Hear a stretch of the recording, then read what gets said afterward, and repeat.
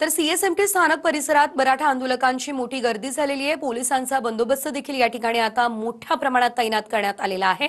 अधिकची अपडेट घेऊयात आमचे प्रतिनिधी गिरीश गायकवाड यांच्याकडून। ते आपल्यासोबत थेट जोडले गेलेले आहेत। गिरीश, आपण पाहतोय पुन्हा एकदा रस्त्यावरती मोठ्या प्रमाणात गर्दी दिसते, काय अपडेट?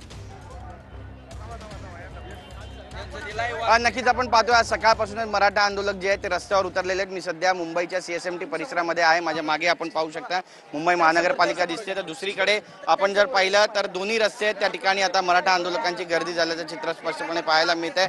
आणि ट्रक्स जे आहेत ते या ठिकाणी मोठ्या प्रमाणामध्ये लावण्यात आलेला आहे। जो रस्ता मंत्रालयाकडून जेजेकडे जातो केवळ तो एकच रस्ता आणि त्याची एकच मार्गिका जी आहे ती सध्या सुरू असल्याची माहिती आहे। तर दुसरी मार्गिका जी जेजे पासून मंत्रालयाच्या दिशेने जाते ती पूर्णपणे बंद करण्यात आलेली आहे। त्या सगळ्या रस्त्यांवरती आपण पाहतोय की ट्रक लावण्यात आलेले आहेत। मोठमोठे हे सगळे ट्रक आहेत आणि या ट्रकच्या माध्यमातून ट्रकमधून आता नाश्ता वाटप केला जातो। या सगळ्या मराठ्यांना आपण पाहतोय की खुराक दिला जातोय। सकाळची जी न्याहारी आहे ती सध्या सुरू आहे। या ठिकाणी त्यांना पोहे दिले जातात, केळी दिले जातात, सफरचंद दिले जातात आणि प्रत्येक गावातून एक एक नाश्त्याचा ट्रक भरून या ठिकाणी मुंबईत दाखल झालेला आहे आणि मुंबईच्या सीएसएमटी परिसरामध्ये नाश्त्याचं वाटप केलं जातं। जे आंदोलक आहे त्यांचा आरोप आहे की आसपासची जेवढी दुकानं आहेत या परिसरातली ती सगळी बंद ठेवण्यात आली आहे। त्यांच्या नाश्त्याची गैरसोय होते त्यामुळे गावाकडून त्यांना ट्रक मागवावे लागत आहे। तर दुसरीकडे आपण पाहतोय की महानगरपालिकेवर सुद्धा त्यांनी प्रचंड रोष व्यक्त करायला सुरुवात केलेली आहे। कारण घाणीचं साम्राज्य या संपूर्ण परिसरात पसरलंय। ठिकठिकाणी आपण पाहतोय की बाटल्यांचा खच पडलेला आहे, पिशव्या पडलेल्या आहेत, त्यासोबतच